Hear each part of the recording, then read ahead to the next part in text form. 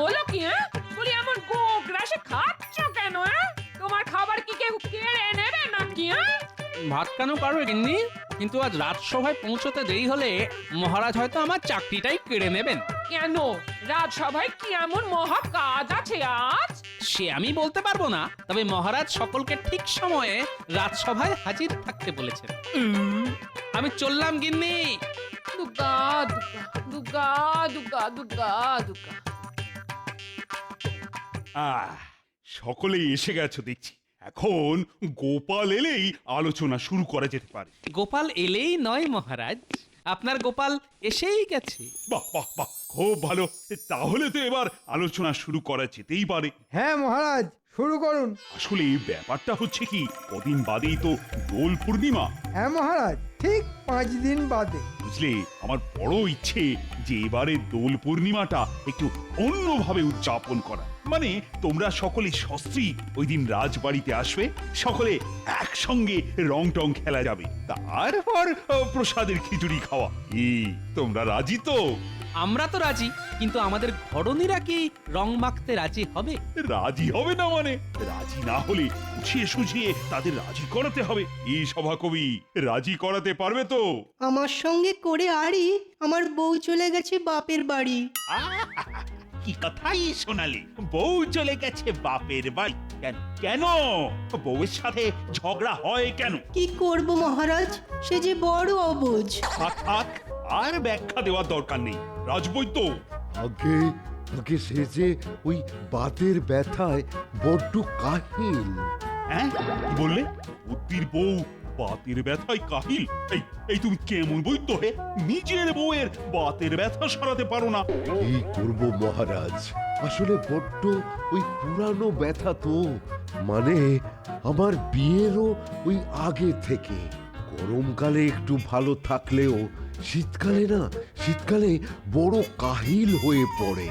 বাতের ব্যথা খুবই বেদনাদায়ক। উঠতে গেলে লাঠি, বসতে গেলে মাটি। ব্যথা ব্যথা, কত ব্যথা। তাহলে আর কি করা যাবে? মাঝখান থেকে দুটো বউ বাদ পড়লো। দুটো নয় মহারাজ, দুটো নয়, 3টে। মানে আমার বউকেও বাদের খাতায় ধরে রাখতে হবে। আগামীকাল সেও দোল পূর্ণিমা উপলক্ষে বাপের বাড়ি চলে যাচ্ছে। ওখানেও তো খুব বড় করে দোল উৎসব হয় কিনা।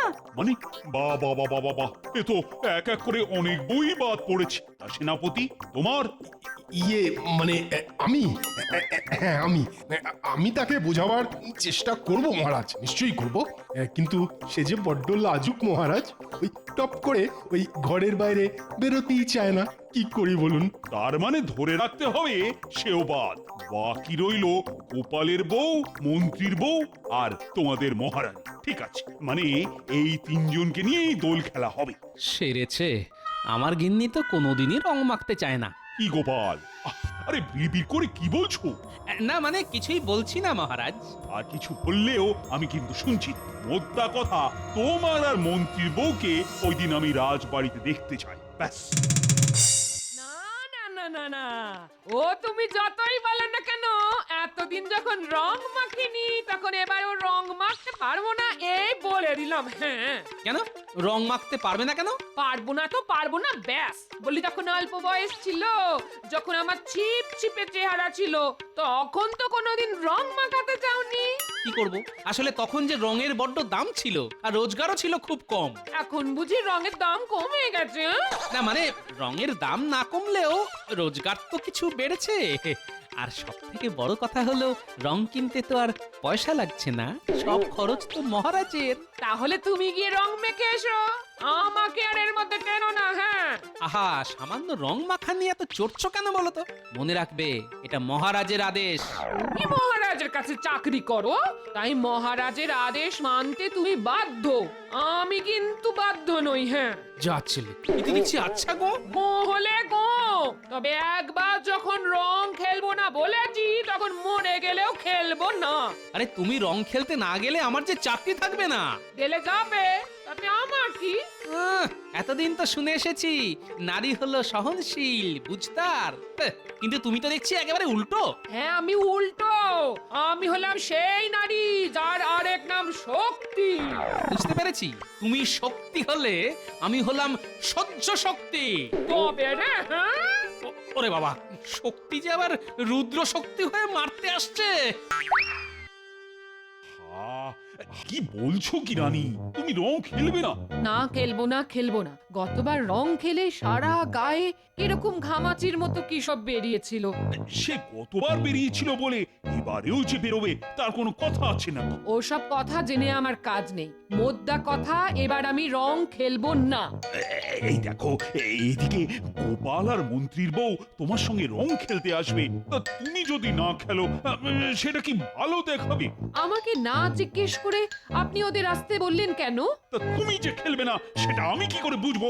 তা এখন বুঝলেন তো, ওদের বারণ করে দিন। ও সব আমি পারবো না। আমি হলাম এ রাজ্যের রাজা, কথার খেলাপ করা আমার মানায় না। ভদ্রলোকের এক কথা, ব্যাস। তাহলে যা পারেন তাই করুন। ওহ, তোমার সাহস তো কম নয়, আমার মুখের ওপর দুম করে না করে দিলে। হ্যাঁ, করে দিলাম। কারণ দোলের দিন ভূতের মতো রং মাখতে কোনো দিন আমার ভালো লাগে না। হ্যাঁ গো, সারা গা জুড়ে শুধু লাল বাদুড়ের রং। দুদিন ধরে ঘষিয়ে সেই রং তুলু। এই শোনো, অত হ্যাপা আমার পোষাবে না। হ্যাঁ, কি বলছো কি? রানীমা রং খেলবে, আর তার থেকেও বড় কথা, গোপাল যদি তার বউকে নিয়ে হাজির হয় তাহলে তো গোপালের কাছে আমি হেরে যাব। এই তো তুমি উঠতে বসতে খেতে শুতে গোপালের কাছে হেরে বসে থাকো। নতুন করে আরেকবার হারলে ক্ষতি কি? কি আবার আমার মুখের উপর এত বড় কথা বললে? দেখো দেখো, এরকম অবাধ্যতা করলে না, আমি কিন্তু তোমাকে বাপের বাড়ি বসিয়ে দিয়ে আসবো। সে তুমি যা ইচ্ছে করতে পারো, আমি রং খেলবো না। এই আমার শেষ কথা, ব্যাস। এ তো দেখছি ভবি ভোলবার নয়। হ্যাঁ, কি করি এখন? মহারাজকে গিয়ে কি বলবো? হ্যাঁ, গিন্নির যা মেজাজ দেখলাম, তাতে তাকে দিয়ে রং খেলানোর থেকে বাঘের দুধ দুয়ে নিয়ে আসা অনেক সহজ দেখছি। দূর দূর, ভালো লাগে না। যাই, এখন মহারাজকে গিয়ে বলে আসি যে আমার গিন্নি রং খেলবে না।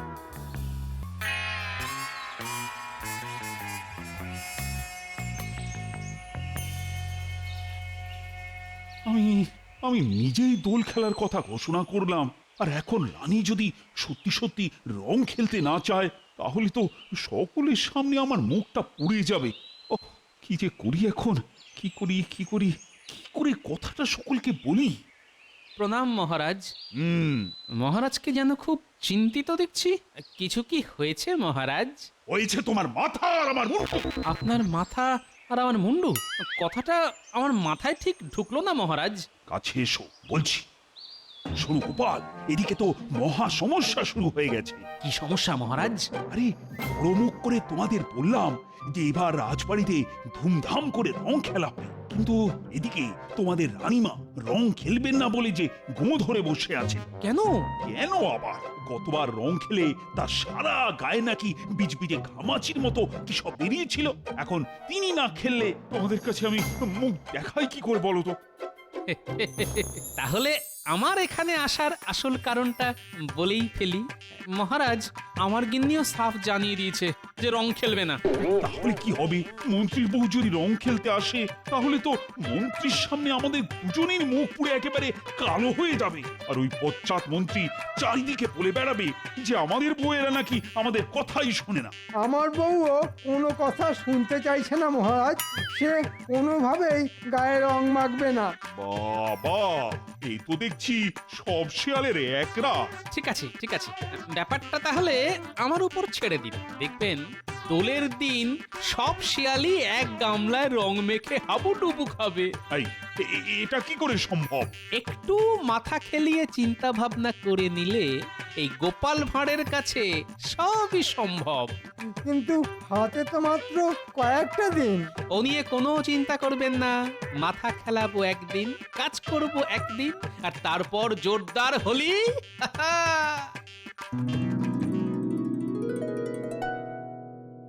আচ্ছা দাদু, আমাদের কি জন্য এখানে ডেকে পাঠালে বলো তো?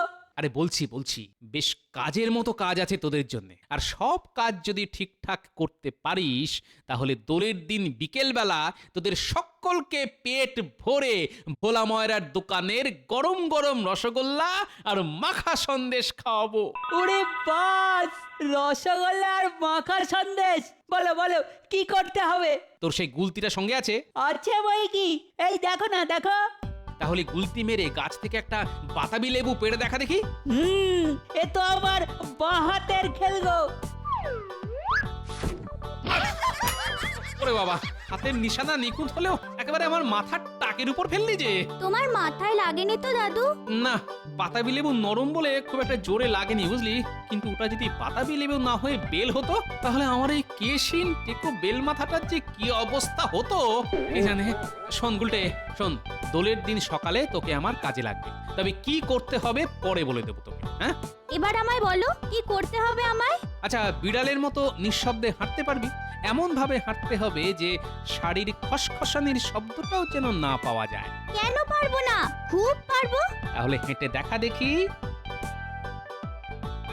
বাহ বাহ বাহ বাহ, খুব ভালো খুব ভালো। ঠিক আছে, দোলের দিন সকালে তোকে আমার কাজে লাগবে। আরে ওদের তো তোমার কাজে লাগবে বলছো, কিন্তু আমি? তুই চট করে গাছে উঠে দেখা দেখি কেমন চড়তে পারিস। আচ্ছা, এই দেখো। আরে দাঁড়া দাঁড়া দাঁড়া, মুখের কথা খসাতে না খসাতেই তো গাছে উঠে পড়লি। এই জল ভর্তি বালতিটা কে নিয়ে যাবে? কিন্তু কিন্তু দাদু, বালতি নিয়ে কিভাবে উঠবো? একটা দড়ি নিয়ে আয় চট করে। এই নাও দাদু। এবার বালতির হাতলের সাথে দড়িটার এক প্রান্ত বাঁধ, আর আরেকটা প্রান্ত কোমরে বেঁধে গাছে উঠে পড়। এবার আস্তে আস্তে দড়ি দিয়ে বালতিটা টেনে তোল। দাদু, তোমার কি বুদ্ধি! শোন, দোলের দিন সকাল সকাল তোরা সকলেই বাতাবি লেবু গাছতলায় এসে দাঁড়াবি। কি কি করতে হবে সব বলে দেবো তোদের। দাদু, আজ হবে নাকি অল্প অল্প করে রসগোল্লা আর মাখা সন্দেশ? ওই কাজের বায়না আর কি। দারুণ বলেছিস, কাজের বায়না। চল তাহলে, তবে যাবার পথে ট্যাপার পুঁচকে কেউ ডেকে নেব বুঝলি, দোলের দিন ওদেরও কাজে লাগবে আমার। ওদিকের খবর কিছু শুনেছেন? কি খবর ভাই? একেবারে ঘোড়ার মুখের খবর।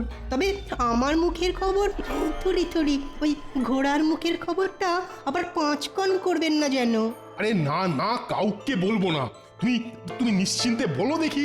শুনছি রানীমা, গোপালের বউ আর মন্ত্রীমশাইয়ের স্ত্রী তো রং খেলতেই চাইছেন না। তাই নাকি? তাহলে তো মহারাজের স্বাদের দোল খেলা তো এবার লাটে উঠবে। বেশ হবে, খুব ভালো হবে। আমার বউ আড়ি করে বাপের বাড়ি চলে গেছে বলে মহারাজ আমায় 2-4 কথা শুনিয়েছিলেন। চুপ চুপ, আর কোনো কথা নয়, গোপাল আসছে। আমাকে দেখে এমন চুপ করে গেল কেন? তার মানে বেটারা নিশ্চয়ই এখানে দাঁড়িয়ে কালকের দোল নিয়ে আলোচনা করছে। এই যে গোপাল, কোথায় যাচ্ছ? রাজবাড়ি। কেন ভাই? রাবড়ি খাবো বলে। ওমা, রাবড়ি! তো মহারাজ তো আমাদের বললেন না। রাস্তায় দাঁড়িয়ে গুজুর গুজুর ফুসুর ফুসুর করলে কি আর রাবড়ি খাওয়ার নেমন্তন্ন পাওয়া যায়? আমি চলি। ওরে বাবা, কি দেমাক!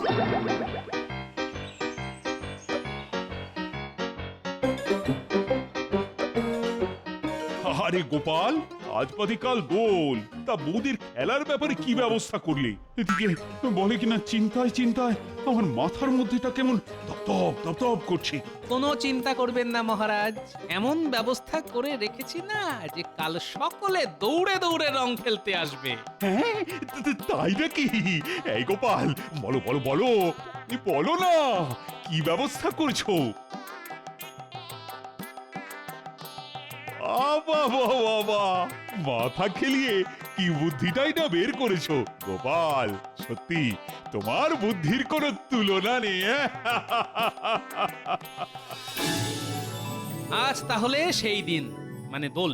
যা যা বলেছি সেই মতো যে যার কাজে লেগে পড়। তুমি কিচ্ছু চিন্তা করো না দাদু, তোমার কথা মতো কাজ হয়ে যাবে। আমি তাহলে বাড়ির দিকে যাচ্ছি। গুলটে, আয় আমার সঙ্গে।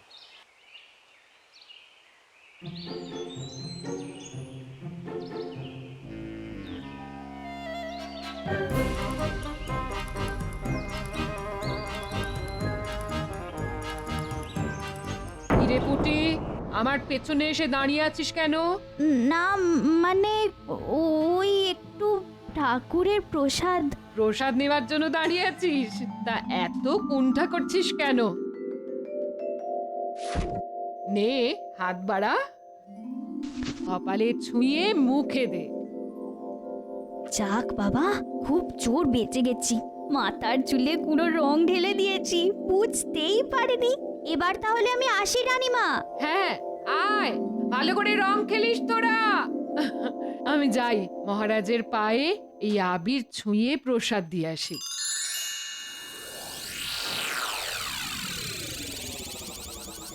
গিন্নি পুকুর থেকে জল আনতে গেছে। এই ফাঁকে যা করার করে দিলাম। এবার জমবে খেলা। কি রান্নাঘরে কি করছো? বুঝলে গিন্নি, আজ বাজারে যা মোটা মোটা মাগুর মাছ উঠেছে না, কি বলবো। তাই কটা মাগুর মাছ এনে তোমার ওই শিকের হাঁড়িতে জলে ডুবিয়ে তুলে রাখো। সর্বনাশ! কি করেছো তুমি? ওটাতে আমি তেঁতুল রাখি, আর ওই হাঁড়িতে তুমি মাগুর মাছ রেখেছো। এই নামাও, নামাও এক্ষুনি, নামাও বলছি। ওসব নামাতে ফামাতে আমি পারবো না। নামাতে হলে তুমি নামাও। ও, এই এক বুড়ো জ্বালিয়ে পুড়িয়ে একেবারে শেষ করে দিল আমায়। এই মুখে এই কি পড়লো রে? কে ফাটালো হাঁড়ি? আমার বউ যে বাদুড়ের রঙে একেবারে মাখামাখি হয়ে গেল। তবে রে বদমাইশ বুড়ো, হ্যাঁ? দেখাচ্ছি মজা।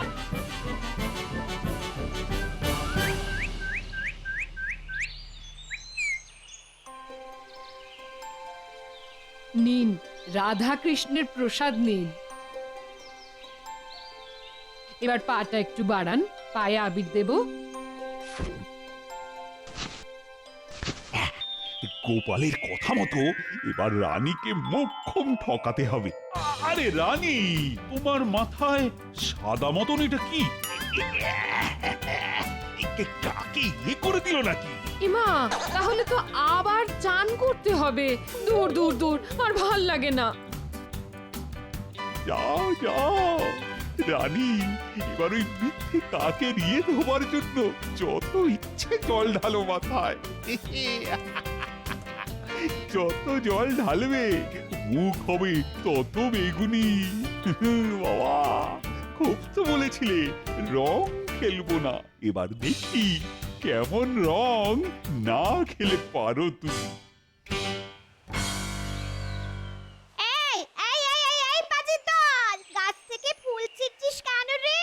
কি রে, ভালো করে কথা কানে গেল না? দাঁড়া দাঁড়া, দেখাচ্ছি তোদের, দেখাচ্ছি, দাঁড়া। পালিয়ে যাবি কোথায়? ধরতে পারলে না কানগুলো টেনে ছিঁড়ে নেব। হ্যাঁ, কে রং ঢাললি আমার গায়ে? ওরে হতচ্ছাড়া ন্যাপলা, হ্যাঁ? তোরই কাজ। দাঁড়া দাঁড়া দাঁড়া, তোর একদিন কি আমার একদিন। দাঁড়া দাঁড়া বলছি, দাঁড়া। লাল রঙে আমার গিন্নি একেবারে লাল টমেটো হয়ে গেছে। বুদ্ধি বটে গোপালের, বুদ্ধি বটে। কি এমন লাল রং কে মাখালো তোমায়? ন্যাপলা, কিন্তু এমন বাদুড়ে রঙে তোমায় কে চুবিয়েছে? কে আবার? ওই যে আমার ঘরের শত্রু টেকো বুড়ো। চলো চলো চলো, মহারাজের কাছে গিয়ে নালিশ করে আসি। মহারাজকে বলে কিচ্ছু হবে না, তার থেকে বরং রানীমার কাছে চলো, তিনি এর বিচার করবেন। ঠিক বলেছো, তাই চলো, তাই চলো চলো।